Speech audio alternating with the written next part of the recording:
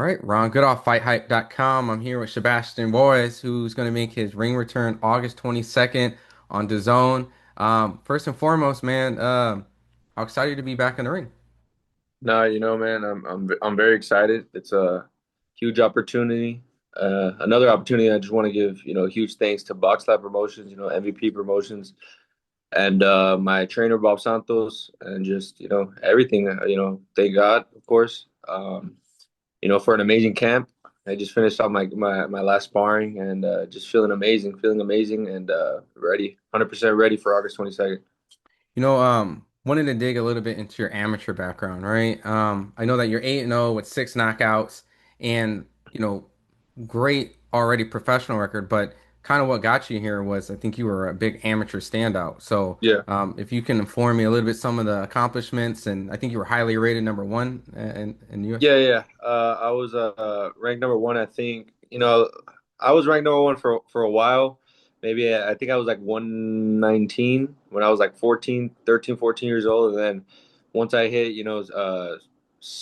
I think it's junior, and then youth, I was ranked number one in 145, 154 for I think probably like 4 years straight. So, I had a lot of amateur fights. I had around like 110 or something like that, around there. And I was a multiple time world national champion. Made a Team USA for a little bit, and just we're working hard. Obviously, this is always the question I ask with someone who's accomplished a lot in amateurs. What made you, I guess, go the professional route and not try to do the whole Olympic, try to get the gold medal and pursue that? Uh, to be honest, the thing is, man, the USA boxing, it kind of confused me because they had like a hyper performance team. Like they had a high performance team. They had like an Olympic team. They had a bunch of different type of teams. So I was just it was just too for me just too confusing, too much. I was ranked number one in the USA, yet I wasn't on like the high performance team. So I was all that was just too much. And then plus I think I would have had to wait till 2020. I forgot. I think I would have had to wait till last year. Hmm. So I was okay. I mean, I wouldn't say it's a a bad thing or nothing. Like, kudos to anybody that goes to the Olympics. It's a very, very hard, good accomplishment and everything like that. It's just to me, it's not as high regarded as it used to be, Hmm. in my opinion. But everybody has different opinions. But I also I was more in the area of my brother because my Hmm. brother was starting his career and everything like that, and I was getting around that age, so I was more in the background of his fights and his everything like that. So I was already sparring pros. I was already sparring, world champions and stuff like that. So it was already getting me kind of used to that type of styles and everything like that. So that's where I started, I think, transitioning a little bit more. And for a lot of people who don't know, your brother's Omar, Yeah. and he's fought a lot of great guys like Rantis Barthélemy, and has a great record. And I know he spoke extremely highly of you on your way coming up.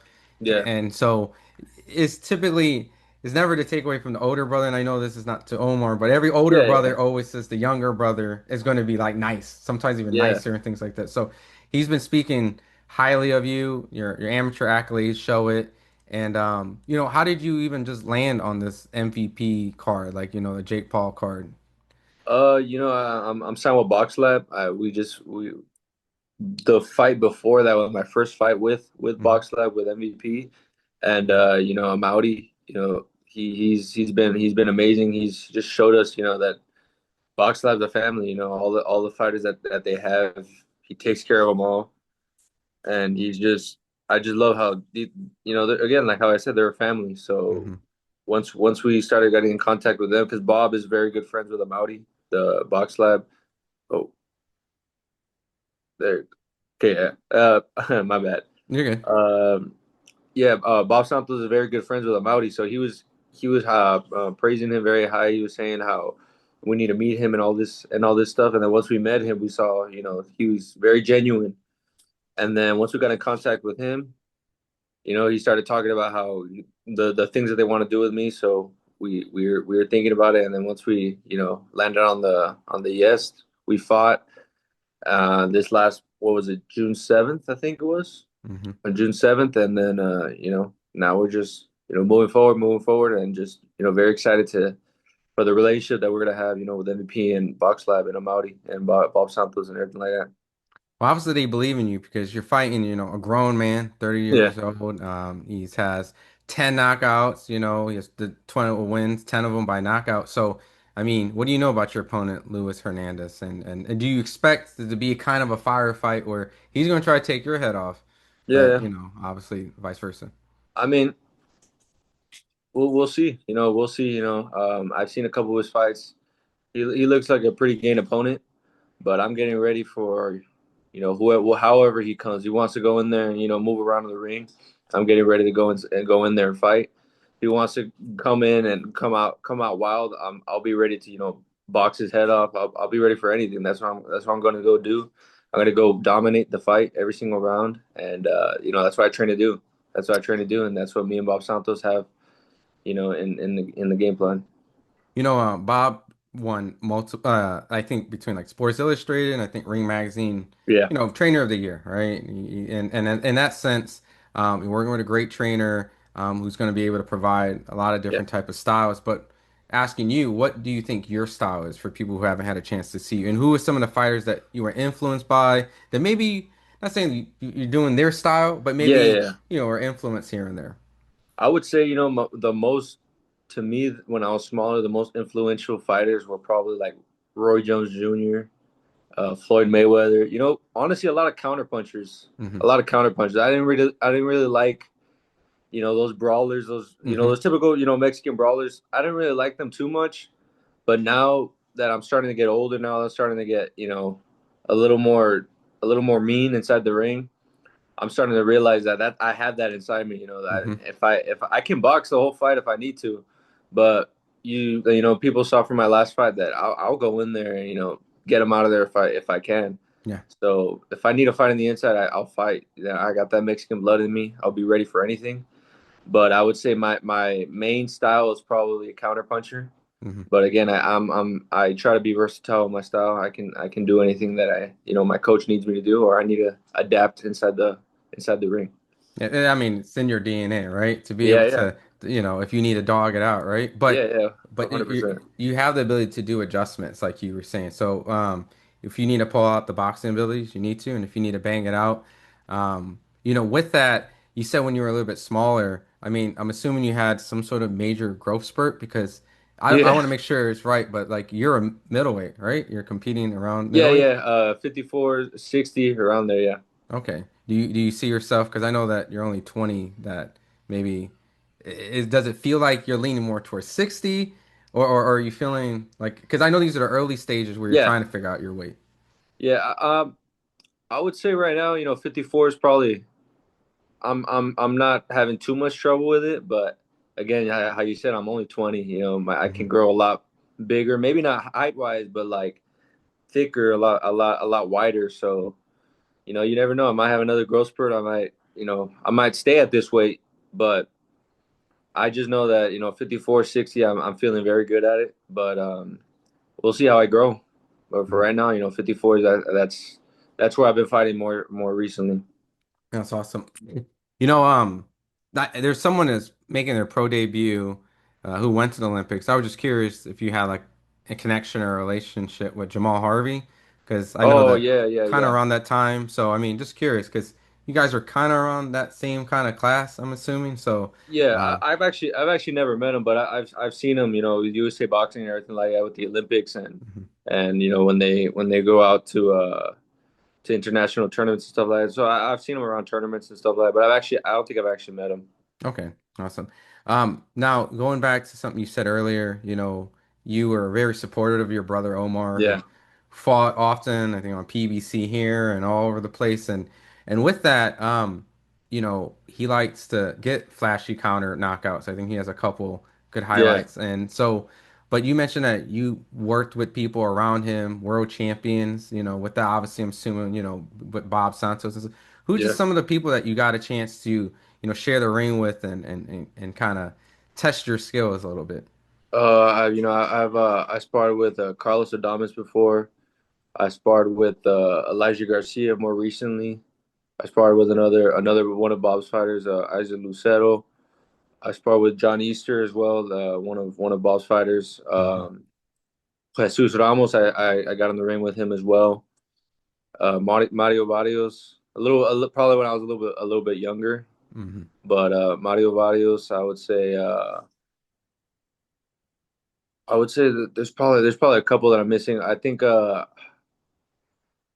this one his he just finished fighting Kyron Davis. Oh, Yoenis Tellis, all right, that Cuban fighter, right? Well, I've actually sparred him as well, but no, not that one. He's another Cuban, I think. Um, He just am I finished fighting tripping? Kyron Davis. Hold on, let me look it Yoenis up. Diaz just fought J Rock. Oh, that's what I'm mixing it Yeah, up. yeah. Hold That was a on. good fight too, though.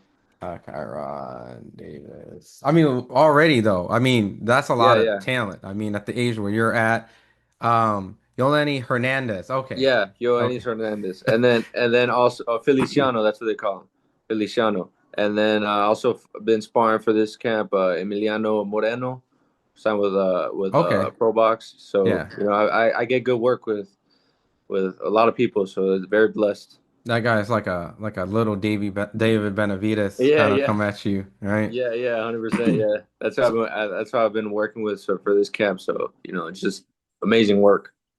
You know, with all these names that it's I mean, this is straight dog work, right? A Yeah, lot of these yeah, guys. I mean, you 100%. got these Cuban fighters that don't fight like on their back foot. They want to bang No. it out. So obviously, I know that you say you can bang, you can brawl, but you obviously got to work on your boxing too. You know, Oh this is a yeah, great yeah. opportunity with that. So, what type of confidence do you get like afterwards, sharing the ring with those guys? I mean, I've been sharing. I sparred Carlos when I was like 16. So like that type of work, at that young age, it gets you a lot of confidence. Knowing that you can hang with those guys. This is you know, this game, this boxing is, it's all about confidence. And, Hmm. and I feel like sparring those guys have given me a lot of confidence. It's given me a lot of reassurance. That I'm made for this. There's times in training and in sparrings where you're like, "Oh, okay, kind of second guessing, but that's when once you get that confidence, it means it's the most important thing I would say inside the ring is that confidence. Yeah, and you being a 154 pounder, all these guys are like, a lot of them are like 160 pounders that Yeah, can yeah. punch, or even like Jesus Ramos, you mentioned, like that dude's a puncher, Oh yeah, Like, yeah. Man, when I sparred Jesus Ramos, I was more than anything, I was surprised how he could box. That dude yeah, can box. yeah, I don't think he showed it much in his fights, but he can box. He can switch. He can use his jab. He can box. So very grateful to be able to go a good amount of rounds with him. But I'm excited for his future as well. I don't know if you saw like the situation on Twitter, but like with Jaron, Yeah, with the yeah, Ramos thing, and it was yeah, like the yeah. wrong Ramos. Jesus said you hit my uncle up, not me, but just because you mentioned that Jesus could box, right? We know he can Yeah. bang. Just as a fight fan, how do you think like a Ramos or Jaron Ennis fight will look like? Because they're both boxers and they both can bang. I would say it's I would say I feel like they're somewhat underestimating Jesus Ramos. He before that I I thought he won that Erickson Lubin fight. I personally thought he won that fight. But I would say Jesus Ramos is probably up there in that division, just the most versatile fighters that could bang, that could box, that could Mhm. do all this stuff. And I would say it's a very dangerous fight for Jaron, especially for his first fight back, if he would fight him. But I kind of doubt it.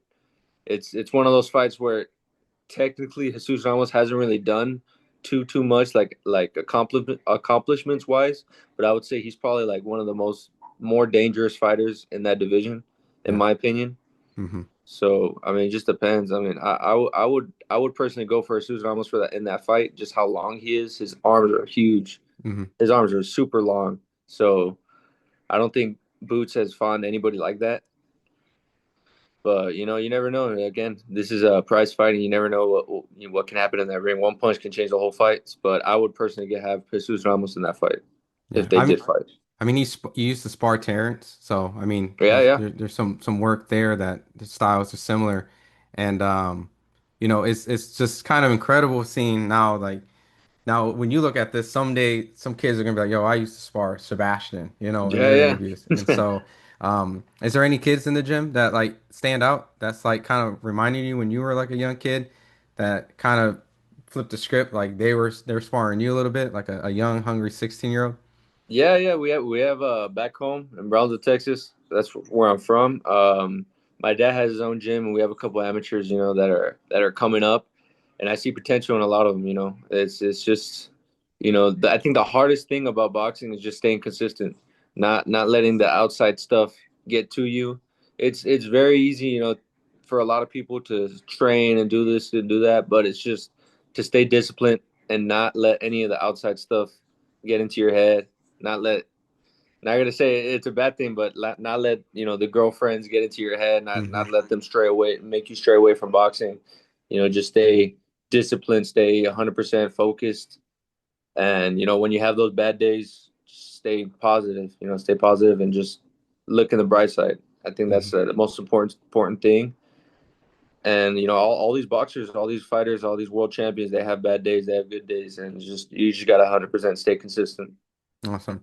My last set of questions is when you were around your brother Omar, right? He used to spar a lot of Yeah, guys. I think he sparred Tank before and things like yeah, that.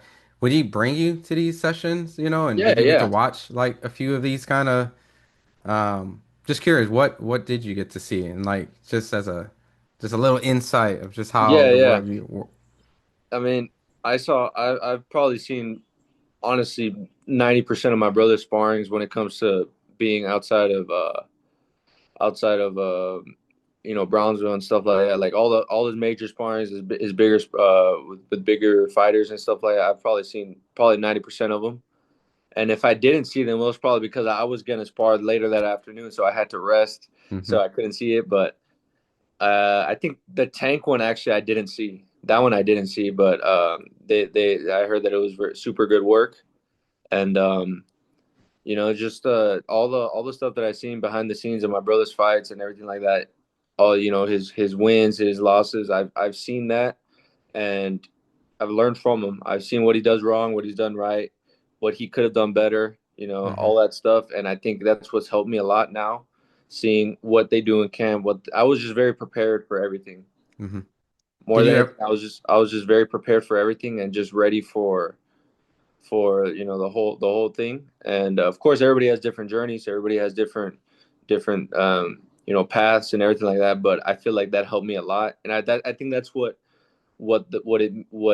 they say whenever the older brother say that the younger brother is going to be better. I think it's because of that, because they hmm experience a lot of the background stuff that not a lot of other people can experience, and they see what they're basically getting into.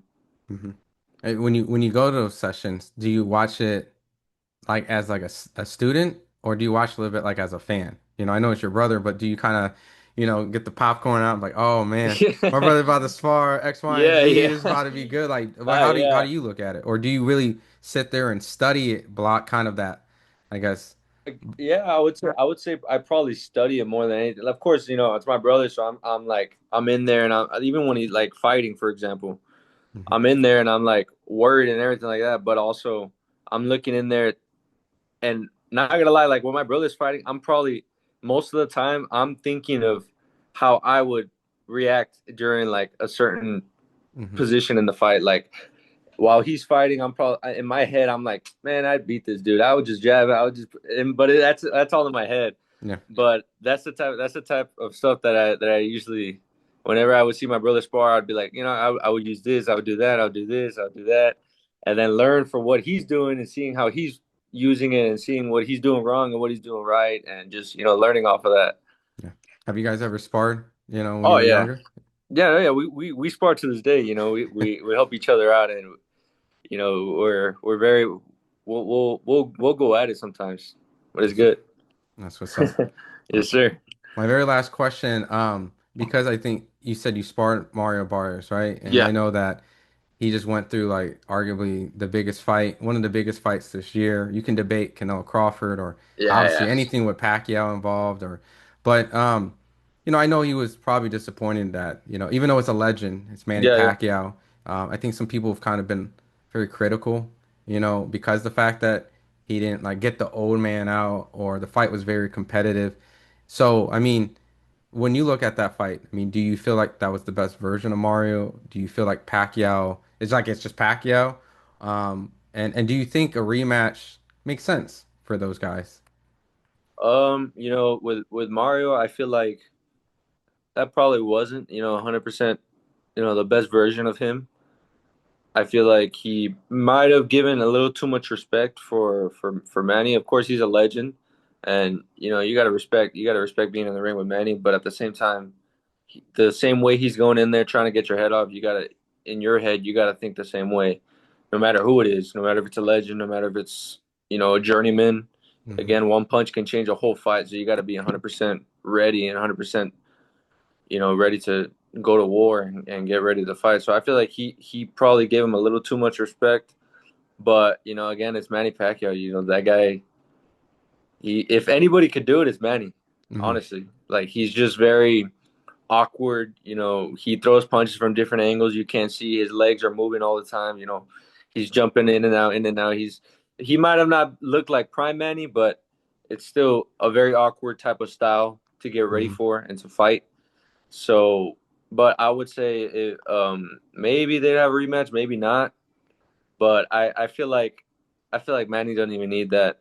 Maybe if he wants to fight for another title, he can fight, Rolly or something like that. That would Hmm. be crazy. But I mean, you never know. With boxing, you never know. Maybe they do have a rematch. And but I think if Mario's at 100%, I think he should be able to get Manny out of there. Respectfully though, respectfully, he's a Hmm. legend. You think just being in there with a legend kind of throws you off a little bit and just Probably, yeah. hmm It probably felt surreal for him. yeah. In my head, I would probably be thinking like, "Damn, I'm in here with Manny Pacquiao right now. What's going on?" I'm 30. Mario, I think 33 years old, 30 or Somewhere no, around no, there. 30 years old or something. And probably watched him when he was a kid. Hmm. And imagine, I can't. It probably hit him a little like midway through the fight. He was probably like, "Oh wow, okay, I need to." It's been 6 rounds. I need to lock in. Yep, yep, facts. If there was a fighter that you got in the ring with and kind of a little starstruck, like I gotta take your head off, but Yeah. damn, I can't believe I'm in the ring. Who would that be? If you could just pick anyone at any time, like I don't even know if I'd want to fight him, but Roy Jones Jr. probably. Prime yeah, Roy Jones, man. That by the time I'd probably be thinking like, damn, I'm in the ring with bro. I'd probably be. He'd probably have countered me. I'd probably be on the ground. yeah, yeah, That guy was something else. Prime Roy Jones. That's my all-time favorite fighter of them as a kid. yeah. I think many. I know, right? Everybody, honestly, probably his highlight reel is insane. Yep, facts, man. Well, look, man, I don't want to take a lot of your time. I'm sure we'll do plenty of these, and we can chat all day. Yes, sir. Just for the for the fans, Friday, August 22nd, on the MVP card on DAZN, you'll be Yes, fighting sir. Luis Hernandez, which is a guy that's going to come try to take your head off. So I know it's going to be Yes, an sir. action-packed fight. What do you want to tell the fans before I let you go? And where can they follow you on social media? No, just stay tuned. Keep your eyes out for Sebastian Juarez. We're coming. Me and my team. We're to be in the spotlight for a long time, and I'm ready, to start making the build up to the world championship level. And I'm just, stay tuned. Sebastián El Trono Juárez. I am Sebastián El Trono Juárez on Instagram, Facebook, Sebastián El Trono Juárez, and TikTok, same thing. I am Sebastián El Trono Juárez. No spaces. So again, just stay tuned. Team Trono. We're gonna be here, and we're getting ready, to go up to the high levels.